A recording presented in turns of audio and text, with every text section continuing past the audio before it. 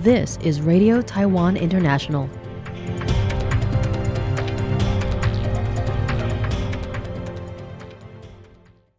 Welcome to the news on Radio Taiwan International. I'm Amber Hatfield, coming to you from Taipei, Taiwan.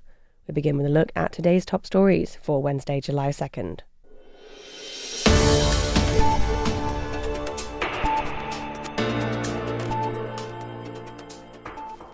Taiwan's premier says all citizens have a role in national defence.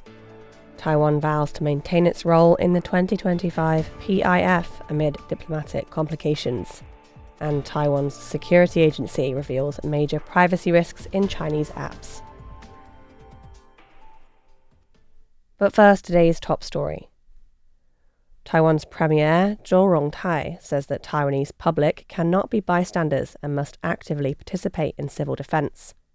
When speaking at an opening ceremony for an air raid exhibition in Taipei on Wednesday, Zhou stressed the need for national unity and preparedness in the face of growing geopolitical risks.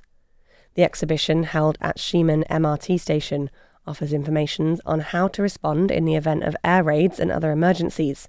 It is one of a series of activities to be held as part of what has been designated as National Solidarity Month. Zhou says that air defence drills are a part of Taiwan's national defence strategy and that everyone has a role to play. To be fully prepared, every citizen should know where to go in the event of a natural disaster or conflict. They should know where to seek shelter if they're at home and where to find protection if they're on the street. Everyone should play their role and take responsibility, but each citizen should also have a clear idea in mind that the government will protect them wherever they go. Interior Minister Liu Shifang says that more than 154,000 people, including police, firefighters and civilians, have joined emergency training programs, with a goal of reaching more than 390,000 by the end of this year. She adds that Taiwan currently has over 82,000 air defence shelters across the country, which can accommodate more than 50 million people. Liu says the Interior Ministry has announced air defence shelter guidelines, explaining shelter options to help people quickly respond and reduce panic and risks.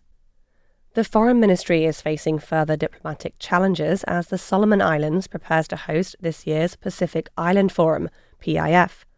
The Oceanian nation cut formal ties with Taiwan in 2020 in favour of establishing diplomatic relations with China and has since grown closer to Beijing. The ministry's Department of East Asian and Pacific Affairs Director General, Peter Lan, says while the arrangement may be a challenge, the ministry will follow established protocols to secure Taiwan's participation in the PIF via the 30th Taiwan Republic of China Pacific Islands Forum Countries Dialogue event. Since 1993, Taiwan has engaged with the forum as a development partner under the name Taiwan Republic of China. A key component of that engagement is the Taiwan PIF Dialogue, which has been held 29 times alongside the forum's Leaders Summit. Last year's meeting, held in Tonga, was led by Taiwan's Deputy Foreign Minister and co-hosted by Marshall Islands President Hilda Heen and PIF Deputy Secretary General Desna Salofa. In mid-June, Solomon Islands media reported that China had donated $1 million to help fund the summit, including purchasing official vehicles for attending heads of state. The Solomon Islands severed diplomatic ties with Taiwan in 2020 in favour of China and has since taken a more Beijing-aligned stance. Lan acknowledged the complexity of the situation and said that Taiwan will continue to work through diplomatic allies, like-minded partners and the PIF Secretariat to coordinate its participation and ensure the 30th Dialogue meeting is held as scheduled. A National Security Bureau investigation has revealed that Red Note violated all 15 security indicators related to cybersecurity vulnerabilities in popular Chinese mobile applications. TikTok, WeChat, Baidu and Weibo were also tested. Assessments showed all 5 apps have widespread privacy violations, collect excessive personal data, and access systems without authorization. The joint security assessment by the NSB and the Justice Ministry's Criminal Investigation Bureau used the Digital Ministry's Mobile Application Security Testing Standards V4.0. It evaluated 5 categories of violations: personal data collection, unauthorized permissions, data transmission and sharing, system information extraction, and biometric data capture. All 5 apps showed problematic data collection practices, including accessing facial recognition data, screenshots, clipboard contents, contact lists, location information, and lists of user-installed apps. Investigators also discovered that all apps transmitted encrypted data packets back to servers located within mainland China, raising fears about third-party data misuse. The NSB warns that China's national security law and cybersecurity law allow the government to demand user data from companies. Several countries, including the US, Canada, the UK, and India, have banned or warned against certain Chinese apps. The EU is investigating under its General Data Protection Regulation. In Taiwan, government agencies cannot use Chinese communication products, and officials advise citizens to avoid potentially compromised Chinese apps to protect privacy and business secrets. The Taiwan International Ocean Forum opened Wednesday in Taipei, with Ocean Affairs Council Minister Guan Biling urging international cooperation to counter China's growing maritime assertiveness and maintain stability in the Indo-Pacific.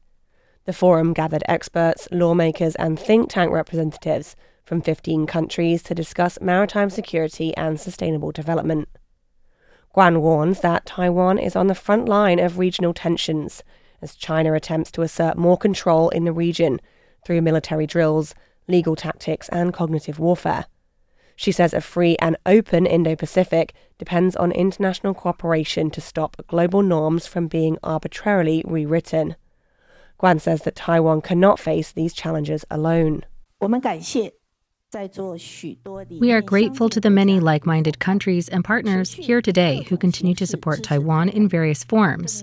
It is precisely because we all firmly believe that only through international cooperation and alliances can we jointly safeguard a free and open Indo-Pacific, protect the oceans we depend on for our survival, and prevent international law and norms from being rewritten by brute force. To align with the United Nations Decade of Ocean Science for Sustainable Development, the Council has hosted the forum annually since 2020.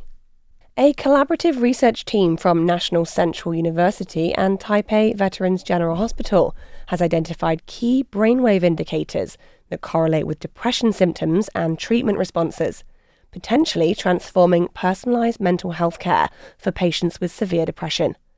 The breakthrough study utilized advanced Holo-Hilbert spectral analysis, HHSA, to uncover previously undetectable brain signal patterns. The research tackles limitations in repetitive transcranial magnetic stimulation, an FDA-approved treatment for major depression that uses magnetic fields to induce weak electrical currents in brain cortex regions.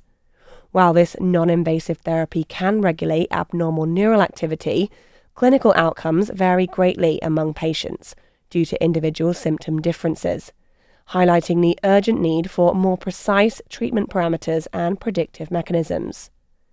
Using HHSA technology, researchers achieved microscopic level resolution of dynamic interactions between different brainwave frequencies, functioning like a precision 3D microscope for brain signals. The study found that high-frequency gamma brainwaves, previously ignored in depression research, show a positive correlation with symptom severity when influenced by slower alpha and beta waves. Patients with lower pre-treatment gamma activity typically respond better to magnetic simulation therapy. The research team is now developing an advanced real-time closed-loop electromagnetic stimulation system that incorporates artificial intelligence and deep learning models. This innovative approach will adjust stimulation parameters based on individual brainwave states, aiming to improve treatment effectiveness for patients with severe depression and move towards personalized neurological and psychiatric medicine. Thanks for joining me for the news. I'm Amber Hatfield. Stay tuned for another 50 minutes of English language features, brought to you by Radio Taiwan International.